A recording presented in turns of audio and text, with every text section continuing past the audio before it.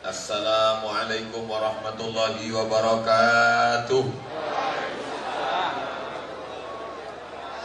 Dari bunyi sambutan salamnya banyak yang belum sarapan. Assalamualaikum warahmatullahi wabarakatuh. Apa kabar bapak-bapak, ibu-ibu semua sehat? Api, waras, sugih. Insya Allah saya melu acara iki podo kabeh mlebu nang surga. Amin. Idza staiqadha ahadukum min naumihi, kalau kamu bangun tidur, fala yughmis yadahu, jangan masukkan tangannya ke dalam bejana tempat air. Fa innahu la tadri aina batat yaduhu. Kenapa enggak boleh ketika bangun tidur memasukkan tangan ke dalam air? Karena dia tidak tahu tadi malam tangannya nginap di hotel mana. Karena semua bakteri, di antara sebab salah satu penularan bakteri datangnya dari tangan. Dan kita sudah diajarkan cuci tangan bangun tidur, wudu subuh cuci tangan, wudu zuhur cuci tangan, wudu asar cuci tangan, wudu maghrib cuci tangan, wudu isya cuci tangan, tahajud malam cuci tangan, sebelum tidur malam cuci kaki, makan obat cacing. Sebelum tidur malam cuci tangan. Kenapa? Karena dianjurkan paling bagus afdal tidur dalam keadaan berwudu. Maka menurut ilmu kesehatan, kalau tangan tidak kena air, kalau tangan tidak dibersihkan, disucikan, maka besar kemungkinan tumbuh berkembang biak bakteri-bakteri berbagai macam. Saya pergi ke rumah sakit, sampai di lift, eskalator, di lift ada tertulis di depan banner tulisan gambar tangan, cuci aku dong, cuci aku dong. Kenapa? Karena di antara penyebaran penyakit melalui tangan. Dari tangan lalu kemudian dia masuk ke dalam dua rongga. Bakteri masuk dari dua jalur. Yang pertama lubang mulut, yang kedua lubang hidung. Maka kedua lubang ini ditutup dengan masker. Tutup. Gimana mau ceramah? Mau pergi ke Makkah, banyak jamaah haji, jamaah umrah menutup hidung, menutup mulut. Kenapa? Karena penyebaran penyakit bakteri, kuman, virus melalui dua jalur. Bapak Ibu pernah nggak ngelihat orang nyumbat telinga? Nggak ada. Yang nyumbat telinga peka. Yang nyumbat telinga karena bising. Tapi bakteri melalui mulut. Dalam Islam diajarkan menjaga kebersihan mulut. Laula ana syuqa ala ummati, kalau tidak memberatkan bagi umatku, la amartuhum bisiwak, aku suruh mereka gosok gigi inda kulli shalah, setiap mau sholat gosok gigi. Makanya kadang imam-imam kita ada siwak di kantongnya, siwak besar di kantong. Sebelum mengangkat takbiratul ihram, luruskan shaf, lurus. Pernah nggak ngeliat imam pakai siwak? Kenapa? Bersih. Kenapa mesti pakai siwak? Kenapa nggak pakai rotan? Kalau hanya yang dianggap siwak, pakai kayu siwak karena ada ujungnya yang bersabut, kenapa nggak pakai sabut kelapa aja? Bukan masalah sabutnya, tapi yang masalah adalah di dalam siwak lebih dari 100 keutamaan kelebihan. Menghilangkan ulat gigi, menghilangkan bau mulut, menghilangkan bakteri, menghilangkan kuman. Saya nggak mau lagi pakai siwak, Ustaz. Itu primitif orang zaman dulu. Kita ikut sunnah Nabi Muhammad SAW. Dan alhamdulillah sekarang siwak sudah ada dalam bentuk pasta.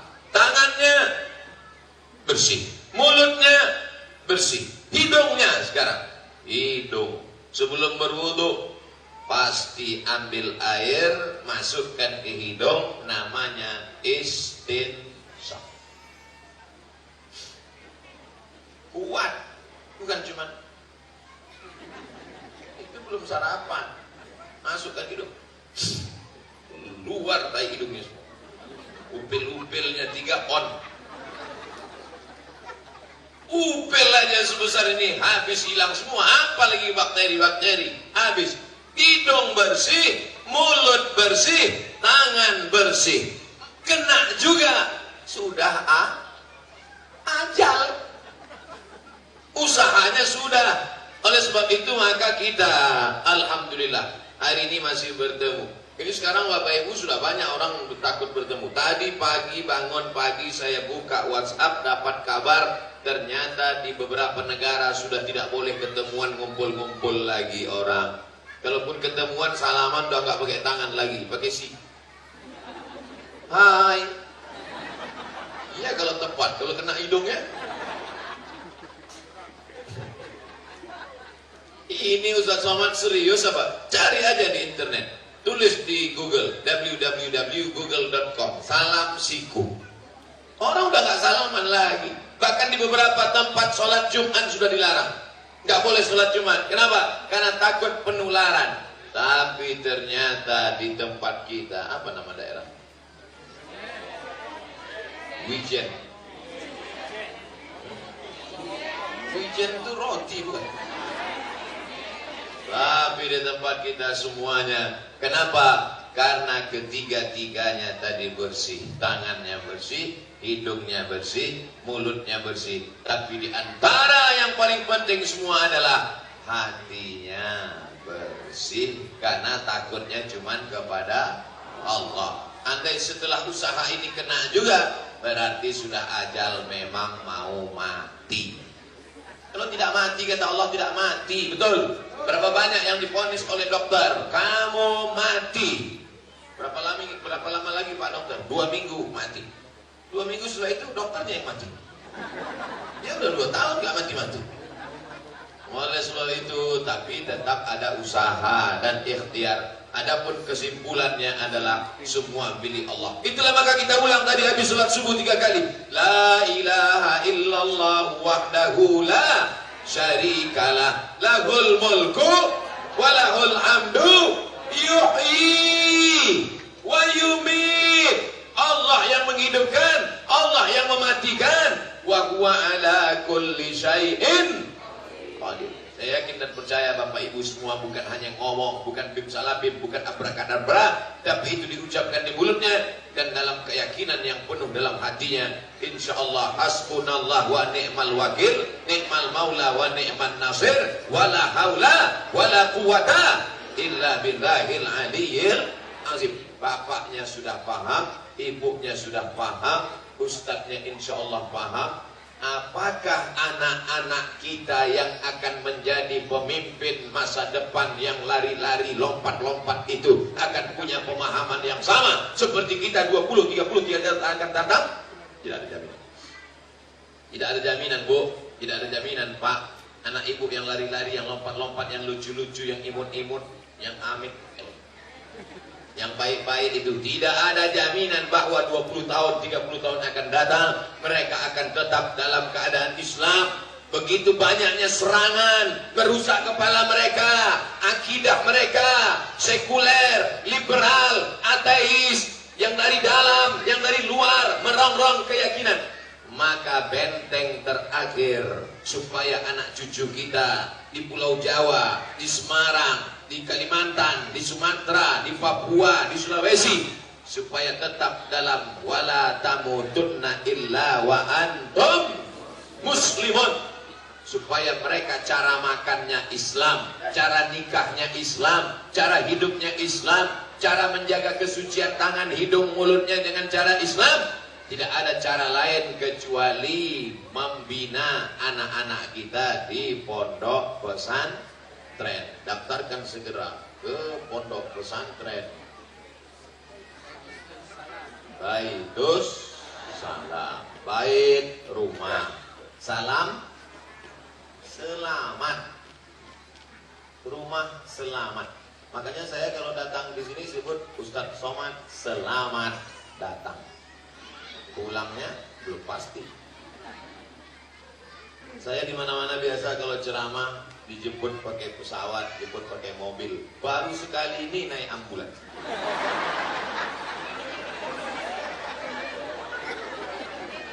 Jadi begitu masuk mobil Alphard, semua menyambut Alphard.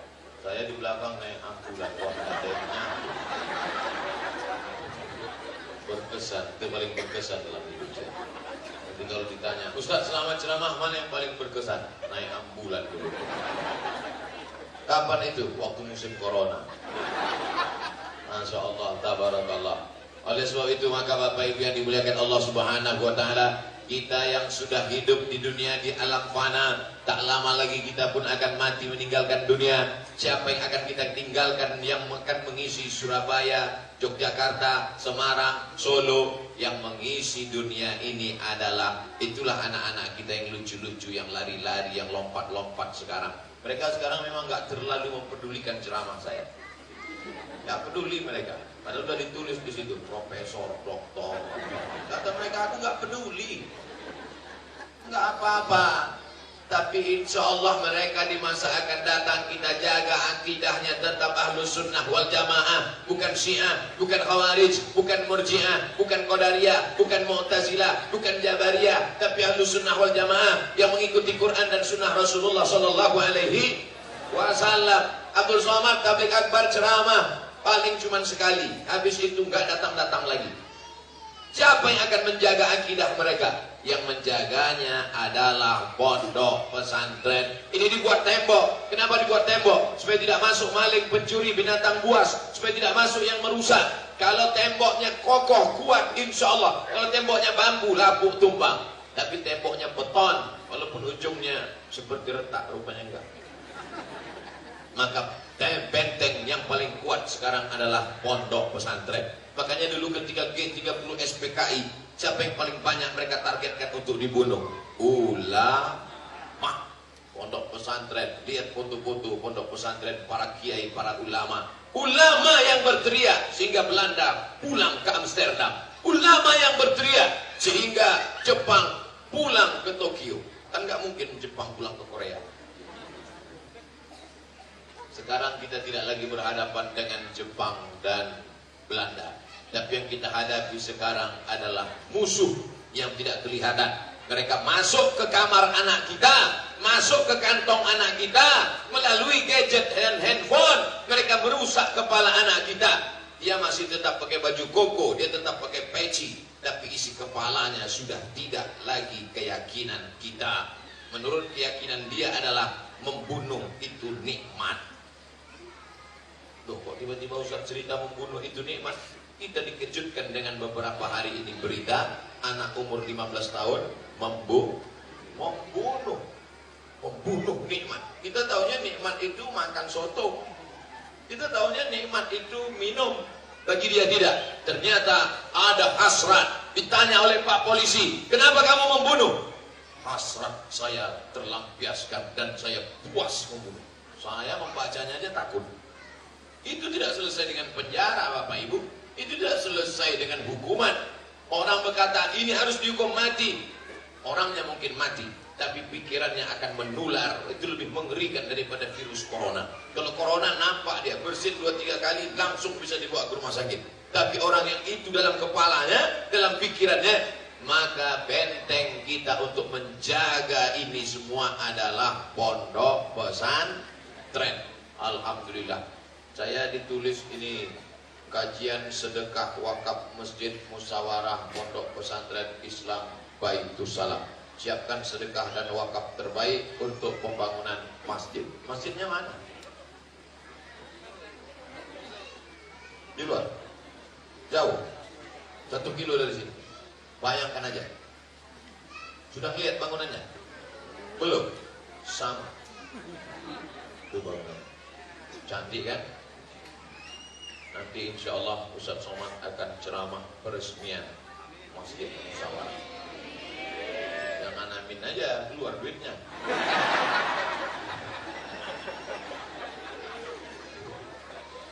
Ibu dapat uang terus pergi ke toko cincin. Amin.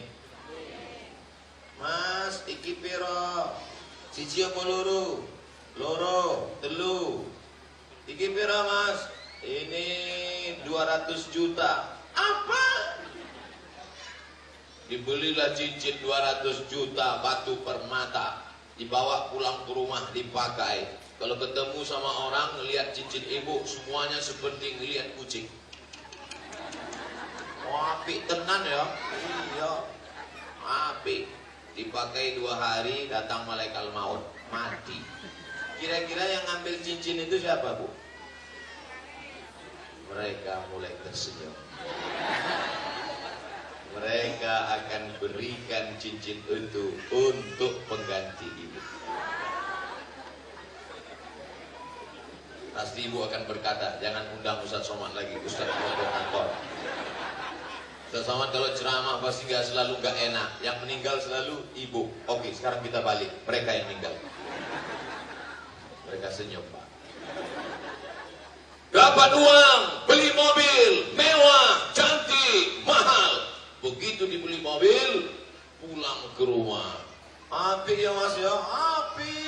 Pas malam tidur, bismika, Allahumma ahya wa amut. Amut. Besok orang urip. Besok tidak bangun lagi, amut. Mati. Selesai. Siapa yang akan memakai mobil yang baru dipakai sehari itu? Brownies, berondong manis suami mereka. Cincin emas akan tinggal, mobil mewah akan tinggal. Yang kekal abadi mana? Yang kekal abadi kalau kau belikan 1 sak semen untuk masjid musyawarah. Yang bisa ngasih 1 sak semen, kasih semen. Gak sanggup ngasih semen, batu bata. Gak sanggup batu bata, batu kerikil. Batu bata besar, gak sanggup besar, kerikil. Kerikil gak sanggup, pasir. Pasir gak sanggup, mati aja. Apalagi yang akan kau bawa menghadap Allah Subhanahu wa ta'ala. Saya dengar ceramah Ustaz Somad berapi-api ngajak sedekah. Tapi Ustaz Somad sama seperti calo di stasiun. Surabaya, Surabaya, Surabaya, Semarang, Semarang, Semarang. Orang sudah naik mobil, terus Ustaz nggak pergi, nggak ngajak aja. Ustaz ngajak orang sedekah, tapi Ustaz sering nggak sedekah. Saya juga mau mati, saya tidak ingin mati nggak bawa apa-apa, tapi saya nggak kaya, nggak banyak duit. Saya cuma bisa ngasih untuk masjid musyawarah 100 sak semen. Cuma takbir, keluar duit. Di Semarang berapa 100 sak semen? 50.000. 1 sak semen 50.000. Kalau 100 sak 5 juta. Banyak ya. Salah hitung ternyata. Insya Allah kau bangun rumah besar. Masya Allah. Kenapa dikasih air putih? Supaya gulanya untuk beli. Dan itu maksudnya tadi Ustaz Somad di dalam sudah minum teh manis. Dan hari ini kita nggak perlu minum teh manis, cukup melihat Mas Adrian dan Ari Untung sudah manis-manis. Saya cuma mancing mereka. Bapak Ibu yang dimuliakan Allah Subhanahu wa ta'ala. Makan pagi, makan siang, makan malam. Tadi begitu banyak makanan tadi disuguhkan ke Ustaz Somad. Ada kurma, ada jeruk, ada buah-buahan, ada kerang, ada ayam, ada banyak. Nampaknya kalau saya ada 3 hari di Semarang gemuk pula. Ma'akal yang kau makan busuk. Wa malabista yang kau pakai lapuk. Hai Abdul Somad, yang kau makan tadi akan busuk, yang kau pakai akan lapuk. Ini baju dari Semarang. Abdul Somad. Dari Semarang. Ada bunga-bunganya di luar. Sebenarnya bunga ini di dalam hati tumbuh sampai tua. Berbunga-bunga. Yang kau makan busuk, yang kau pakai lapuk, yang kau sedekahkan, itulah yang akan kau bawa mati hari esok menghadap Allah Subhanahu wa ta'ala.